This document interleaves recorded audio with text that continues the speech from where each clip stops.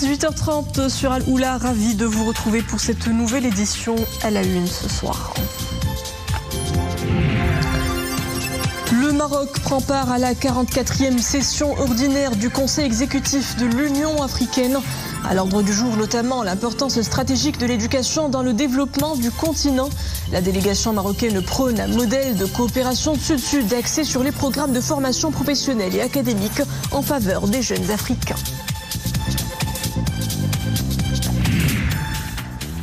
Lancement au Bénin de la campagne de prospection scientifique par le bateau de recherche marocain Hassan al-Marrakchi.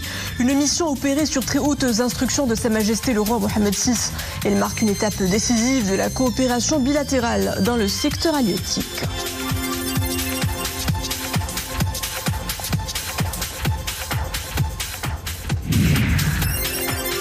L'épilepsie, une maladie souvent méconnue chez nous et toucherait plus de 400 000 personnes.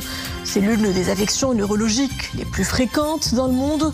Éclairage dans ce journal. Bonsoir. Conformément aux hautes instructions royales, le général de corps d'armée, inspecteur général des forces armées royales et commandant la zone sud a reçu aujourd'hui au siège de l'état-major de la zone sud à Agadir le représentant spécial du secrétaire général des Nations Unies et chef de la MINURSO, Alexander Ivanko, accompagné du général de division Fakhrul Hassan, commandant de la force MINURSO, et d'une importante délégation. Selon un communiqué de l'état-major général des forces armées royales, les deux responsables ont évoqué les différents aspects de la coopération entre les forces armées royales et les forces de la MINURSO, tout en exprimant leur volonté de la renforcer au service de la paix et de la stabilité dans la région. À présent, l'essentiel des travaux du Conseil de gouvernement tenu aujourd'hui à Rabat. Le Conseil a adopté le projet de décret relatif au statut particulier des fonctionnaires du ministère de l'Éducation nationale. Le Conseil de gouvernement a par ailleurs adopté le projet de décret édictant diverses mesures relatives aux indemnités allouées au personnel du ministère de l'Éducation nationale. L'exécutif a également adopté le projet de décret édictant des mesures provisoires relatives aux cours de soutien pédagogique. Au menu aussi, l'adoption d'un projet de décret instituant un régime de couverture des conséquences d'événements catastrophiques.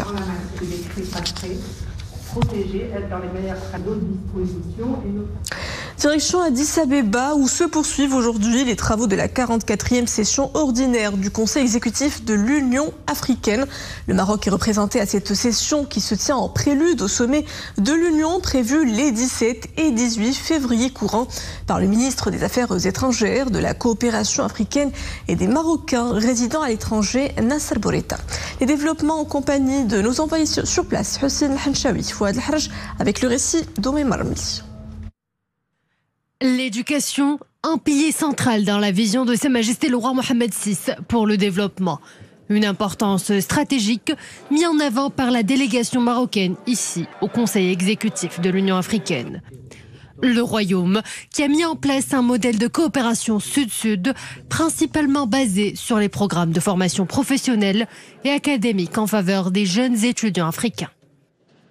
الرؤية الملكية العظيمة الحقيقة لدعم التنمية في القارة الإفريقية. La vision royale éclairée a toujours appuyé l'éducation comme base solide, à même de booster le développement de tous les pays africains.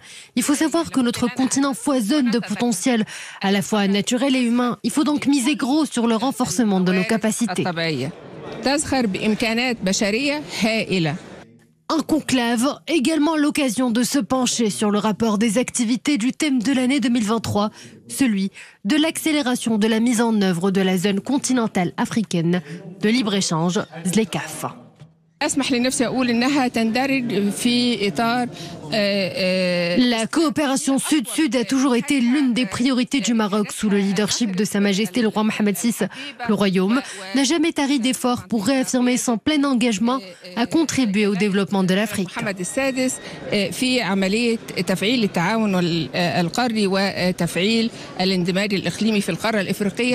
Une vision royale constante et clairvoyante qui place les causes nobles de l'Afrique et les intérêts vitaux de ses citoyens au centre de l'agenda africain. C'est la consécration d'une coopération sud-sud en plein essor. Le Maroc et le Bénin viennent de procéder au lancement de la campagne de prospection scientifique par le bateau de recherche marocain Hassan al-Marrakchi pour l'évaluation des stocks halieutiques et la prospection de l'écosystème marin dans les eaux atlantiques de la zone économique exclusive. Le lancement de cette mission conduite par l'Institut national de recherche halieutique et l'organisation du Forum halieutique Maroc-Bénin a été supervisé ce jeudi à Cotonou par le ministre de l'Agriculture, de la Pêche maritime, du Développement rural et des eaux et forêts, Mohamed Sadiki, et son homologue béninois, Gaston Kossi Dossoui. Les développements en compagnie de Bouchaïb Ammar et Nisrina Ousdar. À l'heure où le réchauffement climatique et ses effets alarmants sur les systèmes de production alimentaire sont devenus une réalité pour tous, le rôle du secteur halieutique et son développement en tant que locomotive de l'économie bleue prend toute son importance. Le Maroc et le Bénin consolident leur coopération pour asseoir les bases fondatrices de la sécurité et de la souveraineté alimentaire. Cette campagne scientifique dans le domaine de la recherche halieutique marque alors une étape décisive de la coopération bilatérale, cristallisant ainsi les relations fraternelles entre le Royaume du Maroc et la République du Bénin. Nous avons lancé une opération de prospection scientifique dans les côtes du Bénin dans le but d'évaluer le stock et de voir la nature de l'écosystème du Bénin à travers le bateau Hassan al-Marrakchi, qui est un bateau de recherche de dernière génération, très équipé sur le plan scientifique, avec un équipage marocain composé de marins mais surtout de scientifiques. L'initiative s'inscrit dans le cadre global tracé par Sa Majesté le roi Mohamed VI pour la coopération sud-sud, comme pilier stratégique de la politique étrangère du Maroc. Elle est basée sur le partage de ressources, de connaissances, d'expériences, de savoir et d'expertise. L'objectif principal étant de renforcer les liens entre les deux pays et de progresser ensemble vers un avenir prospère. Les données techniques dont nous allons nous servir pour prendre des décisions importantes. Quelle action mener pour le repos biologique? Quelle action mener pour assainir cet écosystème? Que ferons-nous pour connaître un peu le mouvement des pélagiques et surtout la gestion des données que nous allons collecter ici? Le Bénin et le Maroc ont en commun l'ambition et la vision d'exploiter et de valoriser d'une manière durable les produits et les services offerts pour leurs espaces maritimes, à travers le développement d'une économie bleue durable et génératrice de bien-être humain des communautés locales. Abdelmalek Faraj, directeur de l'Institut national de recherche halieutique, nous rejoint en direct depuis Cotonou au Bénin. Monsieur Faraj, bonsoir. Le navire de recherche Al-Hassan al-Marrakchi démarre une nouvelle campagne après la cérémonie de lancement à Cotonou. Pourriez-vous nous en dire plus sur cette prospection? Bonjour. Oui, alors juste comme après le Libéria, nous sommes en train d'entamer une campagne de prospection scientifique pour évaluer les stocks, étudier l'état de l'écosystème marin et toutes ses composantes océanographiques, hydrographiques, biologiques et environnementales.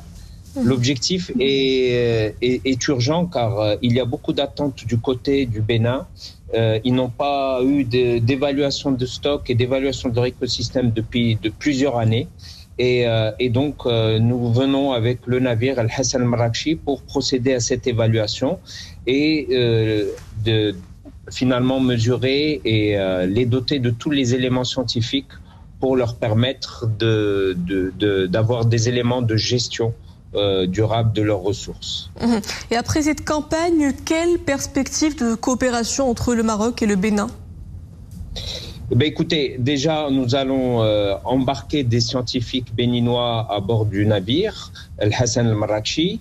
Ils vont être formés à bord, puis après nous allons avoir un programme d'évaluation et d'analyse de toutes les données qui seront collectées durant les mois qui vont suivre. Et l'objectif, à la demande du Bénin, c'est d'envisager de mettre carrément en place un programme de suivi pour les assister à avoir un suivi, un monitoring de leurs ressources, mais également de l'état environnemental de leurs eaux marines de manière régulière. Donc nous sommes en train d'étudier ensemble tous les mécanismes de financement, tous les mécanismes de coopération pour les assister et les aider à développer leurs compétences localement. Je vous remercie Abdelmalek Faraj, directeur de l'Institut national de recherche halieutique. Merci pour vos éclairages. Rabat abrite la 17e session plénière de l'Assemblée parlementaire de l'Union pour la Méditerranée et le 8e sommet de ses présidents. L'occasion d'examiner la situation dans le pourtour méditerranéen et le rôle de l'Assemblée dans la coopération euro-méditerranéenne et d'adopter les rapports et recommandations des commissions permanentes et du groupe de travail. La Chambre des représentants du Royaume compte parmi les fondateurs de l'Assemblée parlementaire de l'Union pour la Méditerranée. Écoutons à ce sujet Marc Angel, le vice-président du Parlement européen et vice-président de l'Assemblée parlementaire de l'Union pour la Méditerranée. Toute cette coopération de l'Union pour la Méditerranée, elle est très importante, surtout pour la jeunesse. Il faut donner des perspectives aux jeunes sur les deux rives. Il faut s'atteler à améliorer notre situation économique, le chômage des jeunes. Il y a plein de défis, mais il y a aussi d'énormes chances de coopération en ce qui concerne les énergies renouvelables. Le climat est un sujet très important. Lorsque le Parlement présidait cette assemblée, on a beaucoup insisté sur le changement climatique parce que c'est vraiment cette région euroméditerranéenne qui est un point névralgique et vous le voyez vous-même. Il y a de moins en moins de neige sur l'Atlas. Il y a eu des inondations par chez vous, chez nous, des sécheresses. Donc ça, c'est très important de continuer à travailler dans ce domaine-là, mais aussi nous sommes aussi dans une transition digitale et là aussi on peut devenir une région qui est à la pointe de la technologie et d'échanger nos connaissances, et il y a plein de potentiel d'encore mieux coopérer. Donc l'esprit de Barcelone, du processus de Barcelone, il est formidable, mais nous devons faire mieux. Situation à Gaza, pas de répit après plus de 4 mois de violence. De nouveaux bombardements israéliens ont visé aujourd'hui Khan Younes, grande ville à quelques kilomètres au nord de Rafah, transformée en champ de ruines. Le Hamas fait état de 87 morts en 24 heures dans le territoire. Pendant ce temps, Israël a promis de mener une puissante opération terrestre dans la ville surpeuplée de Rafah, où s'entasse à présent plus de la moitié de la population de Gaza. Les hostilités persistent également en Ukraine. À bientôt 2 ans de guerre, la situation se dégrade de jour en jour, plus particulièrement à Avdiivka, cité du Donbass, ravagée par les combats. Avdiivka, épicentre des assauts russes où des troupes ukrainiennes ont été urgemment redéployées pour renforcer la garnison. La Russie a mené aussi au cours de la nuit une nouvelle attaque à l'aide de 26 missiles, dont 13 ont été abattus.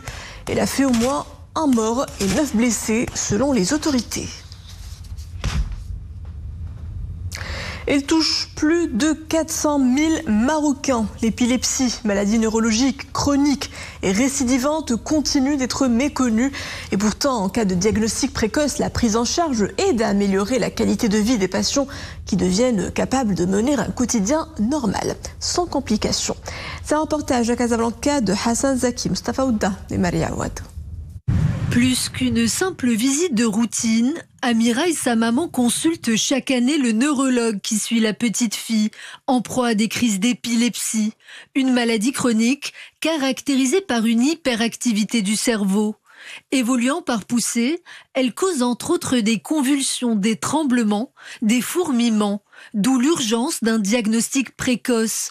Après quoi, un traitement visant à stabiliser la maladie est proposé au cas par cas.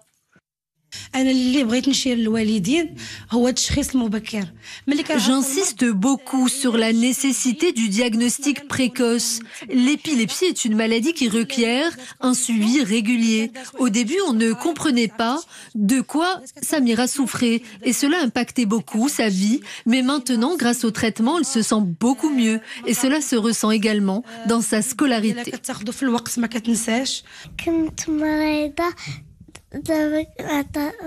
Je me sens beaucoup mieux grâce aux médicaments que je prends tous les jours. Plus impressionnantes que graves, les crises d'épilepsie peuvent être contrôlées grâce à une bonne hygiène de vie, un sommeil réparateur, un bon contrôle de la gestion du stress et des repas équilibrés, un juste équilibre des choses pour une qualité de vie nettement améliorée.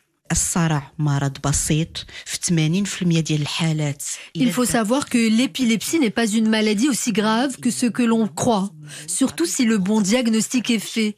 Avec une prise en charge adéquate, le patient peut mener une vie tout à fait normale, travailler, se marier et avoir des enfants. Avec 400 000 personnes atteintes de cette pathologie au Maroc, l'épilepsie constitue un défi de santé majeur. Et pourtant, un diagnostic précoce réduirait de moitié les signes de la maladie, pouvant évoluer dans certains cas vers une guérison quasi complète. Immigration irrégulière, un patrouilleur de haute mer de la Marine royale a porté assistance ce jeudi à 222 km au sud-ouest de Dakhla à une pirogue en difficulté. Avec à son bord 32 candidats subsahariens à la migration irrégulière, dont 2 mineurs. Cette pirogue a pris la mer hier à partir des côtes mauritaniennes et comptait rejoindre les îles Canaries.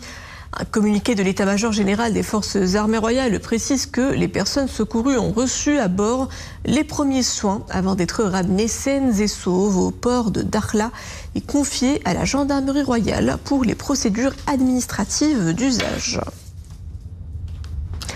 Sport football, le Maroc 12e mondial au classement FIFA. L'équipe nationale a gagné une place. Les Lions de l'Atlas se maintiennent à la première place en Afrique devant le Sénégal qui occupe le 17e rang. La sélection nationale conserve également la première position à l'échelle arabe devant l'Égypte. Cela fait 3 décennies qu'elles existent au Maroc et jamais leur succès ne s'est démenti auprès du grand public. Les semaines du cinéma européen sont de retour depuis hier soir à Casablanca. À l'affiche, 8 nouveaux longs métrages pour célébrer ce 30e anniversaire. Fruit de la coopération culturelle entre l'Union européenne et le Maroc, les semaines du cinéma européen permettent d'offrir sur toute une semaine de projection le meilleur du cinéma venu d'Europe. Mohamed Chikir et Dafedjah et Dominique Orlando. C'est donc au prestigieux cinéma Lutetia de Casablanca qu'a débuté hier soir la semaine du cinéma européen. Elle fête aujourd'hui ses 30 années d'existence et concernera comme de coutume et de façon successive les villes de Marrakech, Tanger et aussi Rabat.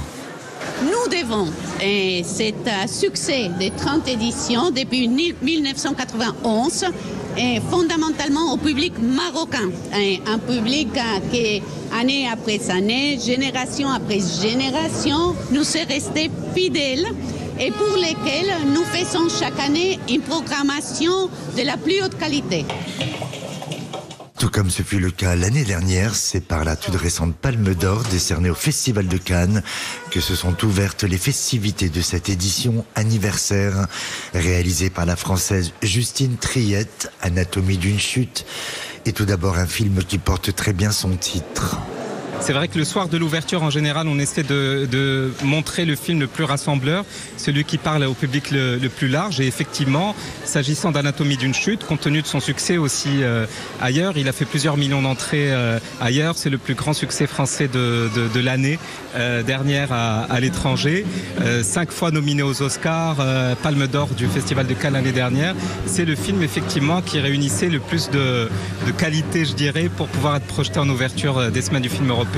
S'agissant aussi d'une 30e édition, il fallait aussi avoir peut-être le film le plus ambitieux de la sélection pour lancer cet anniversaire un peu spécial.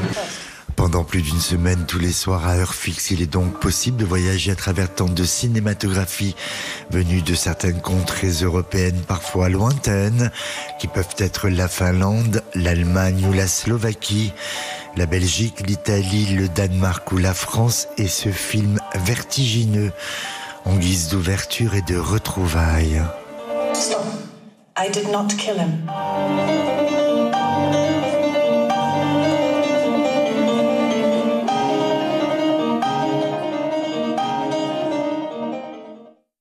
Et c'était le clap de fin de cette édition. Merci à vous de l'avoir suivi. Le retour de l'information en langue arabe est à 20h30. Excellente suite des programmes à tous sur Aloula.